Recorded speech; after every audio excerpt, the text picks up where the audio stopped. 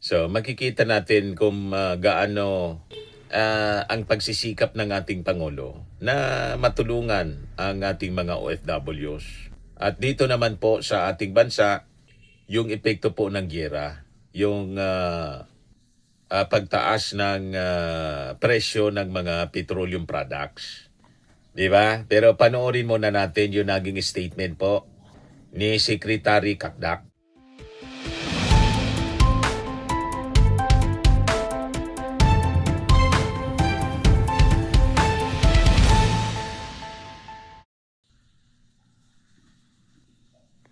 Hello po mga kababayan, si Dante Maravillas. Tuloy-tuloy ang repatriation ng ating gobyerno sa mga OFWs na apektado po ng giyera sa Middle East.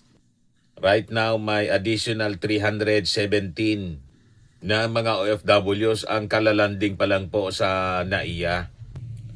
Ayan mga kababayan, ang efforts ng ating gobyerno.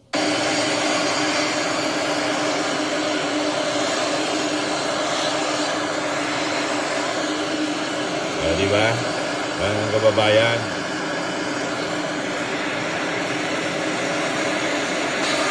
Tuloy-tuloy lang. Kalalanding lang mga kababayan.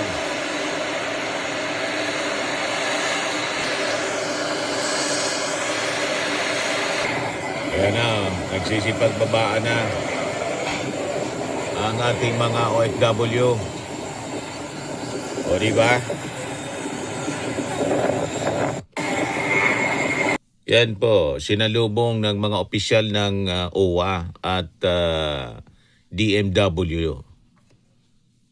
Yan ang flight mga kababayan mula sa Dubai and Abu Dhabi. Hindi yung puro daldal lang.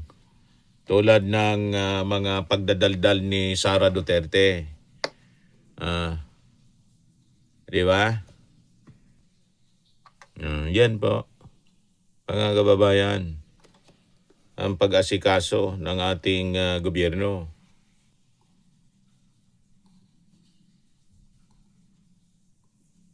Yan po.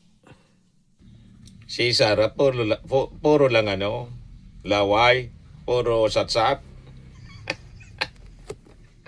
Wala ni isa na OFW ang natulungan. Kahit man lang sabi natin mga kababayan, yung mga DDS na OFW walang natulungan.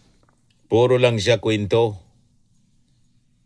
Sabi dyan sa balita, more OFWs return to the Philippines. Look, the government's third chartered flight carrying 317 Filipinos from the Middle East landed at Villamor Air Base pala. Villamor pala yun, hindi NAIA. Correction. Villamor Air Base in Pasay City on Thursday. Since March 14, around 1,100 Filipinos from various countries in the Middle East have been repatriated via chartered flights due to the ongoing conflict in the region. Kala ko na sa Villamor Air Base pala yun. Tayo, pag nagkakamali ng mga detalye, kinokoreksyon na natin kaagad. Kala ko, NAIA Terminal. Villamor Air Base pala siya. Yan, Villamor Air Base. So, makikita natin kung gaano ang pagsisikap ng ating Pangulo na matulungan ang ating mga OFWs. At dito naman po sa ating bansa, yung epekto po ng giyera, yung pagtaas ng presyo ng mga petroleum products. Di ba? Pero panoorin muna natin yung naging statement po ni Secretary Kakdak. Ito siya, mga kababayan. Ay manggagaling sa UAE at lubos na pasasalamat natin sa UAE authorities sa pag-facilitate ng mga kinakailangan para makalipad itong flight na ito. 319 Filipinos ang dala. At higit 319 pala, hindi 17. Mali yung kanina. Yung mga 200 sa kanila ay mga OFWs at the rest are mga stranded Filipinos.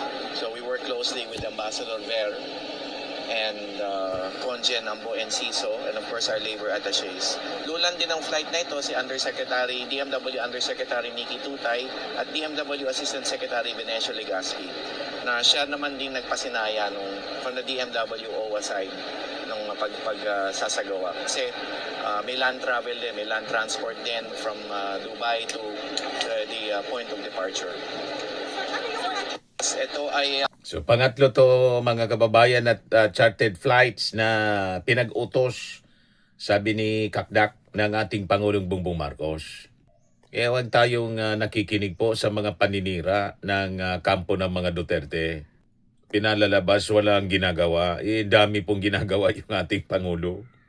Tapos sinabi naman ni Sara, bakit daw hindi yung mga OFWs, kinuna ng reaksyon.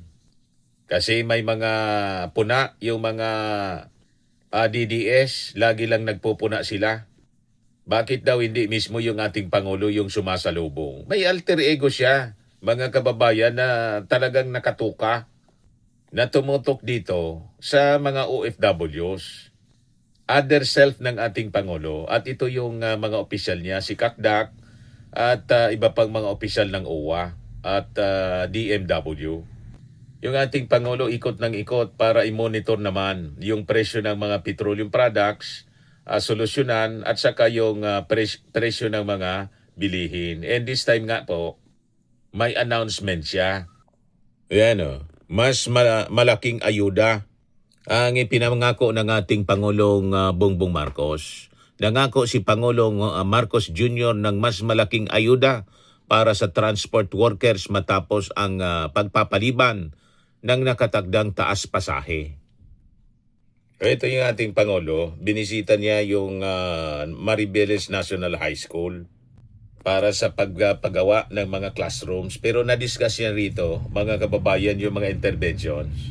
Dito nga po sa epekto ng patuloy na pagtaas ng presyo ng mga petroleum products.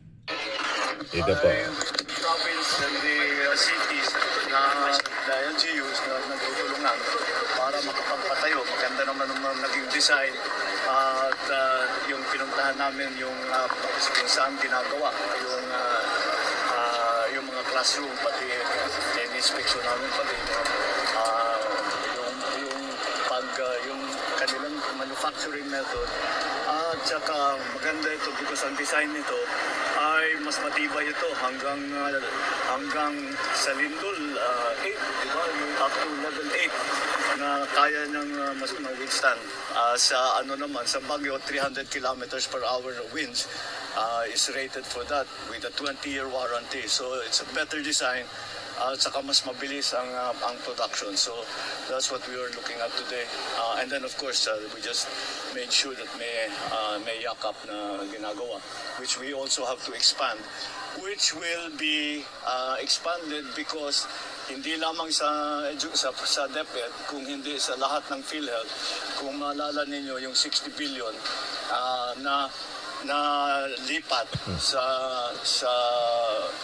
sa budget ay ibinalik namin ang 60 billion. So now the PhilHealth has an additional 60 billion. So makapag-expand tayo ng mga program. We had to accelerate all of this because of the oil crisis that is happening. Itong problema is because of the war in the Middle East. So we are trying to find different methods para makapagbigay ng subsidy, para makapagbigay ng tulong.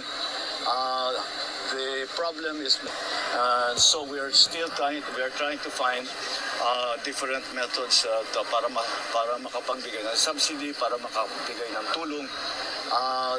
The problem is masyadong malikot ang presyo ng langis, hindi natin ma-anticipate. So we are still adjusting right now, but I think so far kahit papaano we will be able to soften the blow. Ika nga, basta we want to keep as much as possible, wag po mag-alala ang tao. We are securing the supplies of oil, we are securing the supplies of food, And so far, sapat naman ang ating mga supply, ang ating mga naka-stock na sa langis at saka sa pagkain. Kaya ang binabantayan na lang natin ngayon ang presyuhan.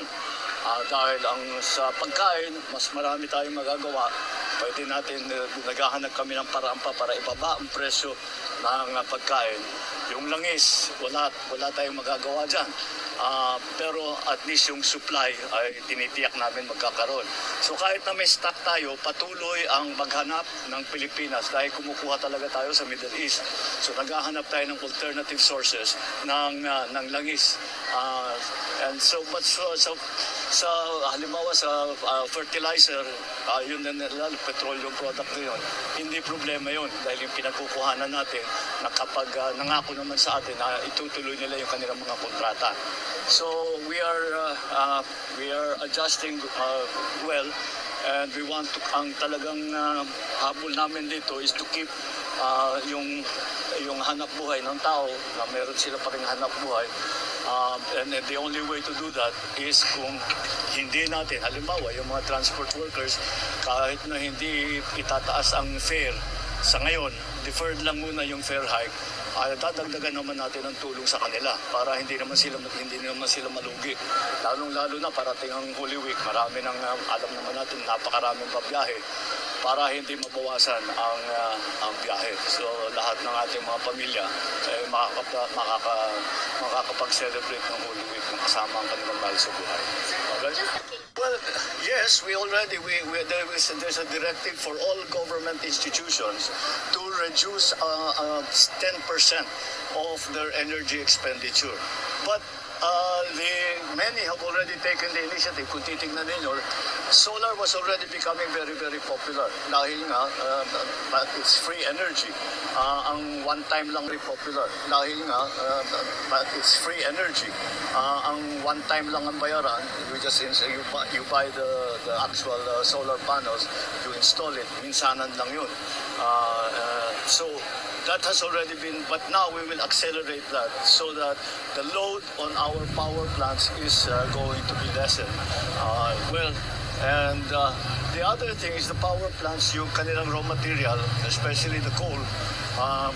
We were trying to move away from coal, but because of this crisis, we'll open up again the importation, the buying of coal para hindi makulangan ang ating power plant, para sapat ang ating magiging power supply for especially in all parts of the Philippines. And so far we are all right. Okay naman ang natin. Ang supply natin for raw material for power plants, we have a sufficient supply. So we are just watching, but we are tuloy-tuloy hindi namin tinitigilan araw-araw. We are talking to mga kaibigan natin mga bansa na meron silang supply na pwede natin kunin, kaya natin bilhin.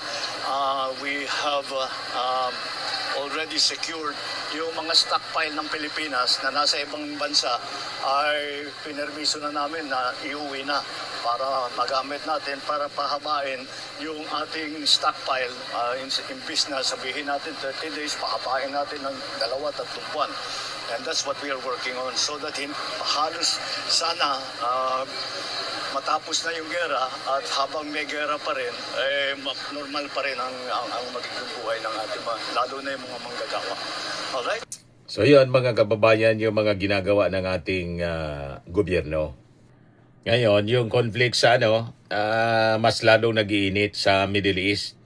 Umiinit na rin yung ulo ng Saudi Arabia. Pakinggan po natin yung warning ng Foreign Minister ng Saudi Arabia. Iran's message today was quite clear, as you mentioned. The targeting of Riyadh, while a number of diplomats are meeting, I cannot see as coincidental. And I think that's the clearest signal of how Iran feels about diplomacy. It doesn't believe in talking to its neighbors. It tries to pressure its neighbors. And what I can say categorically, that's not going to work. The kingdom is not going to succumb to pressure. And on the contrary, this pressure will backfire. Will backfire politically, will backfire, I believe, morally.